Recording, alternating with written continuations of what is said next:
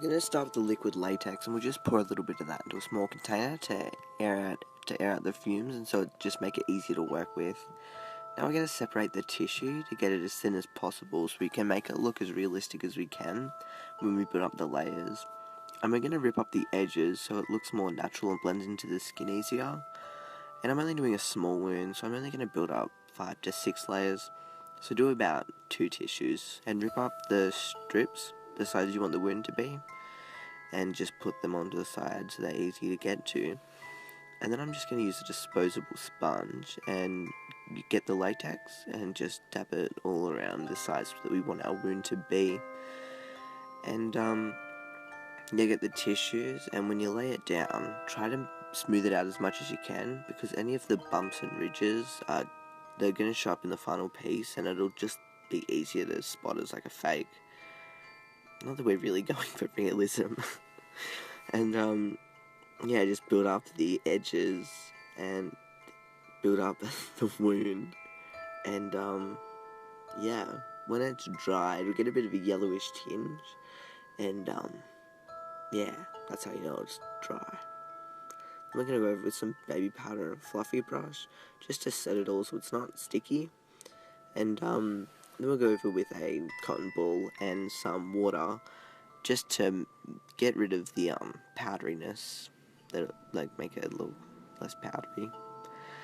And then I'm just getting a knife, which I really don't recommend. I looked everywhere for my tweezers, but I couldn't find them anywhere. You can do the same thing I'm doing here with tweezers and just start to rip a hole into it, but really don't do this on anyone else except yourself if you're using a knife.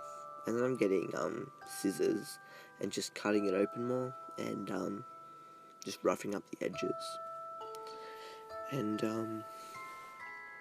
yeah, and I'm going to dig into the Ben 9 Master Bruise wheel, and I'm getting a bit of every colour, but especially more of the red. And then I'm just going to get a small brush and just paint the inside red, and I'm going to add like purples and blues just to like add texture and add depth, just make it look more realistic. Because if you look at a wound, like a real one, it's not just a solid colour of red.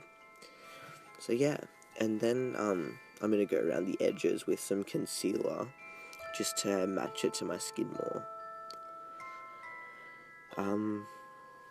And yeah, I'm going to go over that with some more reds and purples just to make it look like, I don't know, like an old zombie wound.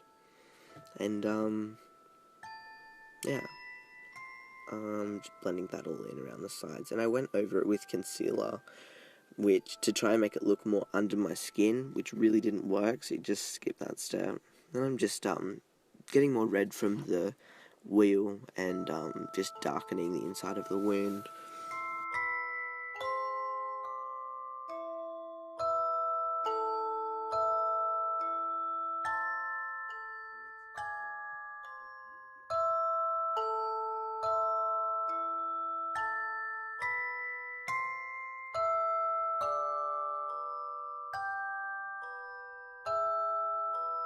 I'm getting some scalp blood just to finish it off.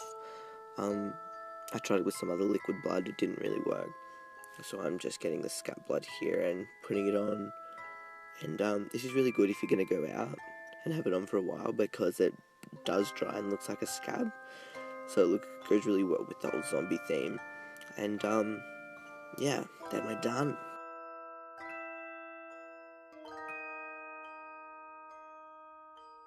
Wow!